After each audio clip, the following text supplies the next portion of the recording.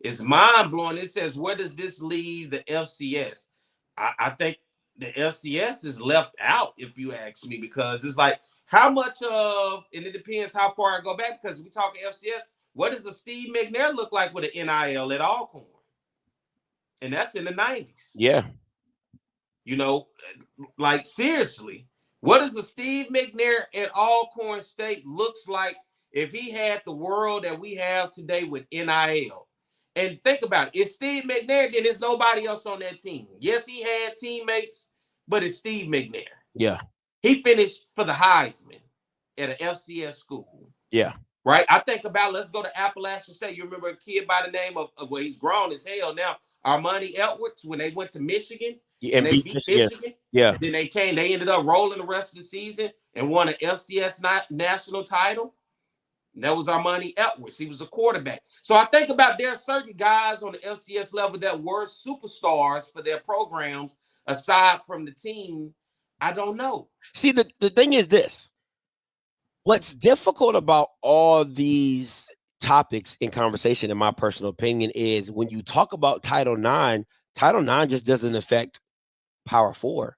It affects the Group of 5. It affects FCS. It affects all. So now is it like, so does that money just like, I just, to me, it just doesn't make logical sense. To me, I feel like the Power 4 needs to break away and have a football like a football governing system. You get what I'm saying? Like, you can use the NCAA for basketball, but for football, you should break away and have your own governing for football, because the NCAA covers everybody. It didn't just cover the Power 4. That's my issue.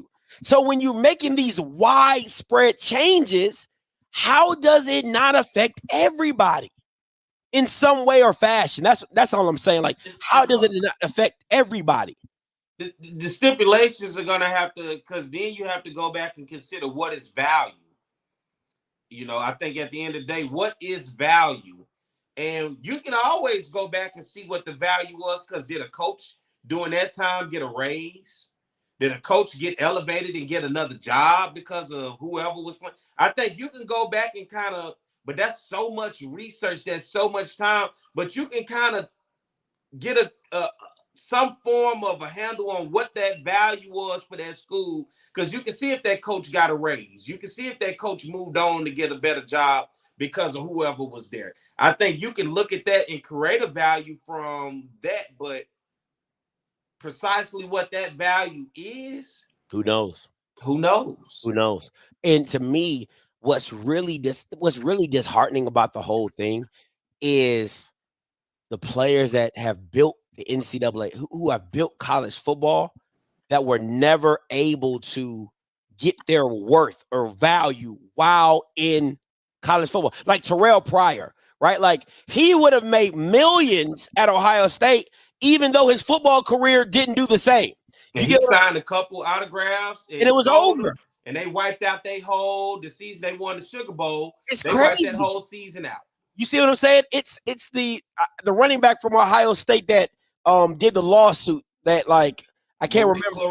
Maurice Clarett, right? Like, all these players. Oh man, he would have been think about that whole Miami. Willis McGahee, all those the Andre Johnsons, the Sean Taylors, the Warren Sapp, the Jeremy Shockeys, like all these RG3 at Baylor. Tim Tebow probably would have took no money, but he would have. But he probably Tebow would have took that damn money. Don't let that.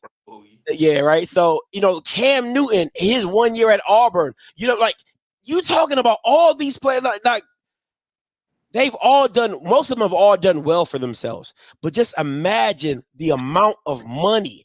Ricky Williams at Texas when he broke the rushing record. Come on, man. Vince Young at Texas when he won him a national championship against USC. To me, that's one of the best college national championship games ever, in my personal opinion, right? Yeah, so that the way he won, that has to be number one in my book as well. Man, it just everything, right? So it's all of that, the Johnny Manziel, the money, because Johnny Manziel got paid, but he could have got paid. You know what I'm saying? White at West Virginia. Noel Devine. Ooh. right? How about what was his Denard Robinson shoelace at Memphis? Shoelace. I used He to was love a whole phenomenon because it was just, you know what kind of shoe deals he could have got just because of that? He didn't wear, yeah, just because he didn't wear no laces. You know what I'm saying? It's all of that, and you really sit back and just say like, wow, like I think who would have been number one on this list, no doubt, hands down, Reggie Bush. Reggie Bush. Reggie Bush. Reggie Oh Bush. my God, he would have changed the game. Period. Period.